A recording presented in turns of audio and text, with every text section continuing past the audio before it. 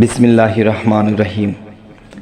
হে জগতবাসী, আজকে আপনাদের সামনে যে আলোচনাটি নিয়ে আসা হলো, সেই আলোচনাটি একটু খেয়াল করে শুনবেন। যেমন আমাকে কিছু ইউটিউবের থেকে কিছু লোকজন আমাকে জানালেন যে আপনি এই বিষয়ে একটি আলোচনা করেন। সেই আলোচনাটি হলো আদম হাওয়া এই দুইজন।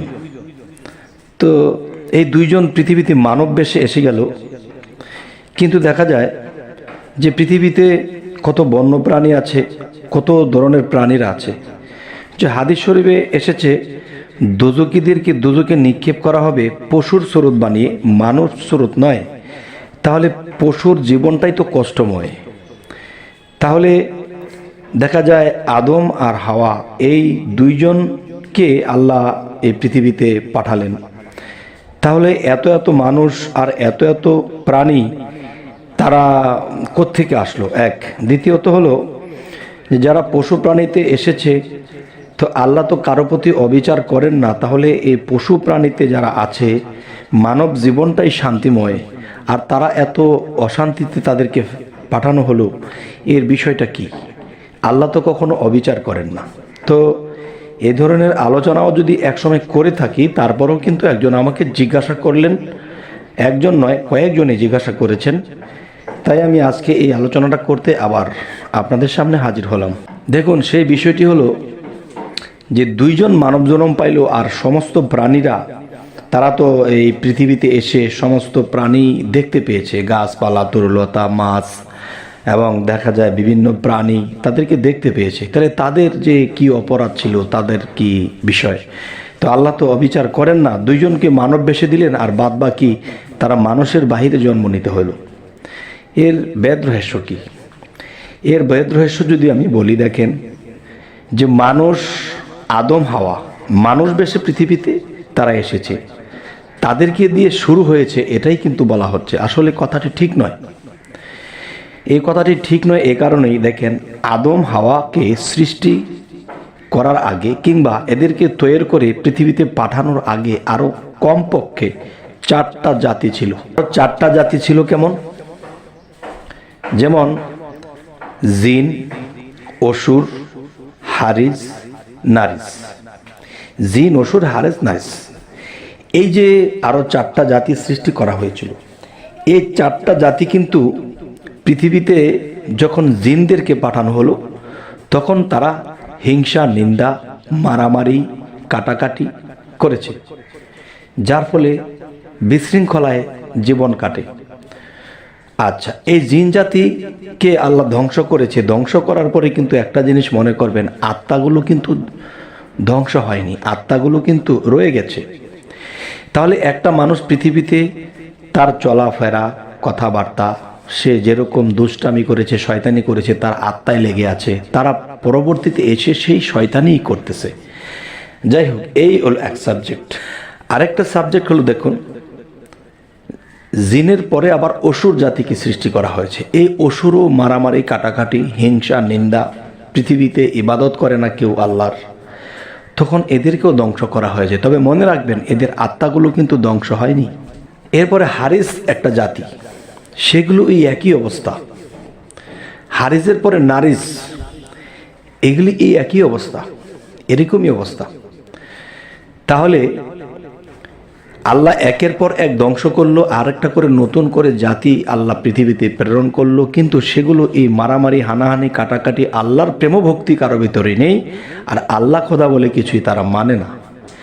যার ফলে এই 4টা জাতিকে ধ্বংস করা হয়েছে। ধ্বংস করা হয়েছে কি? এই 4টা জাতির দেহ ধ্বংস করা হয়েছিল, আত্মা কিন্তু ধ্বংস হয় নাই।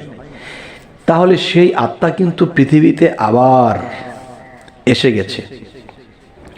কেউ পশুরূপে, পশুর মতো আচরণ করেছে, কেউ মানুষ রূপে, কেউ অন্য কোনো গরু রূপে, ভেড়া রূপে পৃথিবীতে এসে গেছে।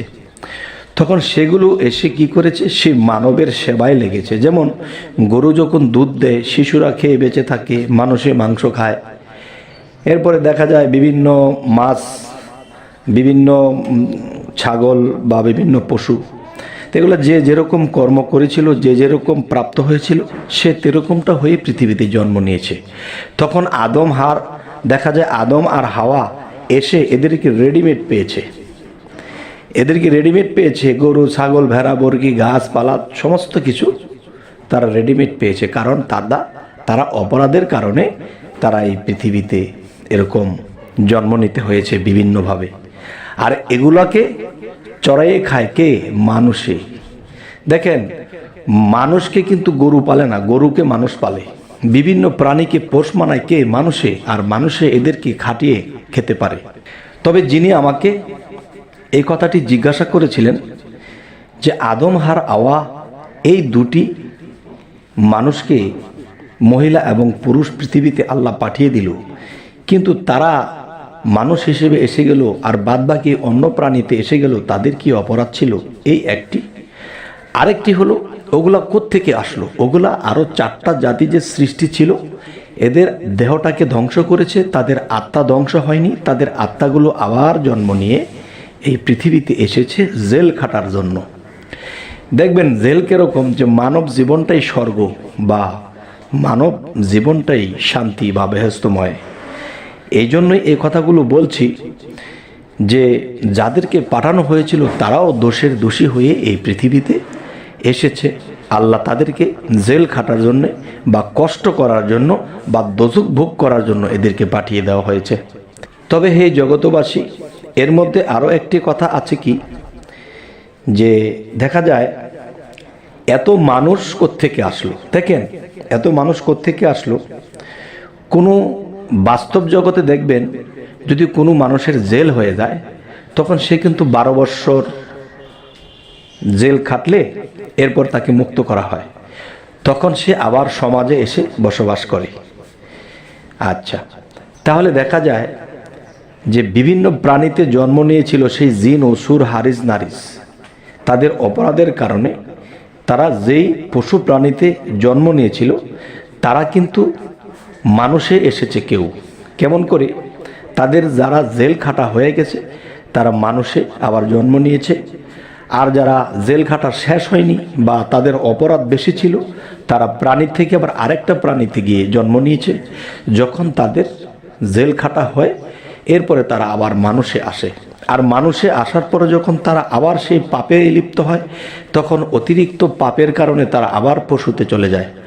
আবার যখন পশুতে খাটতে আবার যখন তারা জেল খাটা হয় এরপরে আবার তারা মানুষে আসে। তবে কথাটা খুব সহজে বলে ফেললাম। এটা সনাতন ধর্মের অনুসারে যদি বলি 84 লক্ষ যোনি ভ্রমণ করে এলাম মানবকুলে। তবে দেখেন, প্রত্যেকটা প্রাণীর কিন্তু 84 লক্ষ যোনি বাইতে হয় না। কারণ কারো দেখা যায় কোনো অলিয়া উলিয়ার ছোঁয়া যদি পায় বা কোনো অলিয়া উলিয়ার দরবারে যদি কোনো একটা গরু, ছাগল, কোনো একটা আল্লাহর আইনে, আল্লাহর কোরআনের আইন অনুসারে যদি জবাই করা হয়, আর সেটা যদি বড় বড় অলিয়া উলিয়ারা বা সাধকরা বা আল্লাহর পবিত্র ব্যক্তিরা এই মাংসটাকে ভক্ষণ করে, তখন এদের উচিলায় দেখা যায় তাদের অনেক জনম কেটে যায়, তারা আবার মানবে ফিরে আসতে পারে। তো সকলেই যে 84 লক্ষ জনই ভ্রমণ করবে তাও ঠিক নয়। তবে হে জগতবাসী, আমাকে একজন ইউটিউব থেকে একজন ব্যক্তি আমাকে বললেন যে আপনি এই বিষয়ে একটি আলোচনা করুন, যে আদম হাওয়া তো পৃথিবীতে 2টি লোক ছিল, 2টি মানুষই এসেছিল, তো এত মানুষ কোত্থেকে আসলো আর এত প্রাণীরা কোত্থেকে আসলো? তো প্রাণীর জগৎটা তো দোজখময়, তারা কষ্টে জীবনযাপন করে, তাহলে তারা অশান্তি ভোগ করবে কেন? তাদের কি পাপ ছিল? আজকে এই বিষয়ে আলোচনা করলাম, যে অবশ্যই আমাকে জানাবেন যে আলোচনাটি আপনাদের কেমন লাগলো এবং সামনে আপনারা কি ধরনের আলোচনা চাইছেন অবশ্যই ইঙ্গিত করবেন, আমি বলার চেষ্টা করব। তবে সকলেই ভালো থাকবেন, আমাদের চ্যানেলটিকে সাবস্ক্রাইব করে রাখবেন। আল্লাহ হাফিজ।